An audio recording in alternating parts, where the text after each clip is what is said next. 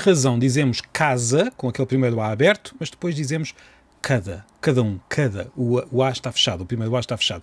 Foi uma pergunta que o meu irmão Tiago me fez e é onde, enfim, aceitar que eu dê prioridade às perguntas que recebo dos meus irmãos. Há uma tendência em português muito antiga para a redução vocálica, ou seja, nas sílabas átonas nós dizemos as vogais mais fechadas do que nas sílabas tónicas. Em casa temos o primeiro A aberto porque é tónico e o segundo A mais fechado porque é átono. Em Portugal nós temos o primeiro O reduzido para U porque está numa sílaba átona e podia continuar por aí fora. Nós dizemos vaca, em que o A está aberto porque está na sílaba tónica, mas se a palavra mudar para vaquinha, como aquele A passou a estar numa sílaba átona, passa a ser a vaquinha. Ora, cada é aquilo que nós chamamos uma palavra átona. Não tem sílaba tónica. Liga-se sempre à palavra seguinte e é o acento da palavra seguinte que serve de sílaba tónica. Se eu digo cada pessoa, é na pessoa que está a sílaba tónica e o cada fica ligado a essa palavra. Há mais palavras átonas. A palavra como é átona e por isso é que é pronunciada como como em muitos lugares. A palavra porque é átona, por isso é que nós dizemos porque e não porque. E o mesmo acontece com muitos monossílabos. De,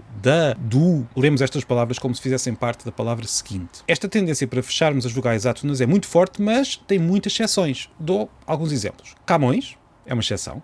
Padeiro é uma exceção, neste caso porque aquele A, apesar de átono, vem da junção de duas vogais e por isso abriu-se historicamente. Isto acontece em vários casos pela língua fora. Depois temos casos um pouco mais difíceis de explicar, mas que também são interessantes. Telemóvel e não telemóvel. E há ainda palavras em que há variação, depende do falante. Mestrado ou mestrado, vacina ou vacina, e nestes casos normalmente os falantes ficam muito irritados quando ouvem a outra versão. Nem sempre há coerência. Eu, por exemplo, digo mestrado, mas digo vacina. Reparem que tanto em mestrado como mestrado, vacina ou vacina, em todas estas palavras a sílaba tónica não muda.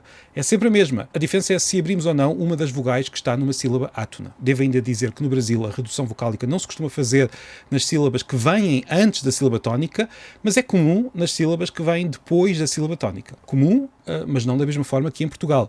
Por exemplo, o E não é reduzido da mesma forma. Os brasileiros não usam a vogal E, que nós usamos em muitas sílabas. Aliás, a redução vocálica do E para E é uma das razões para termos este ritmo muito particular no português de Portugal. Digamos que foram peças de dominó que foram caindo. A redução vocálica tradicional levou a que aquela vogal fosse transformada num E e depois o E levou a que houvesse uma eliminação da vogal na fala mais rápida. Isto, aliado a outros fenómenos fonéticos, levou a este ritmo diferente do português de Portugal. Estes fenómenos em cascata são muito comuns em muitas línguas, em muitas variedades. O inglês teve a grande mudança vocálica, em que também num dominó as várias vogais foram mudando e são hoje muito diferentes do que eram há uns séculos. Enfim, cada língua, cada variedade tem as suas manias.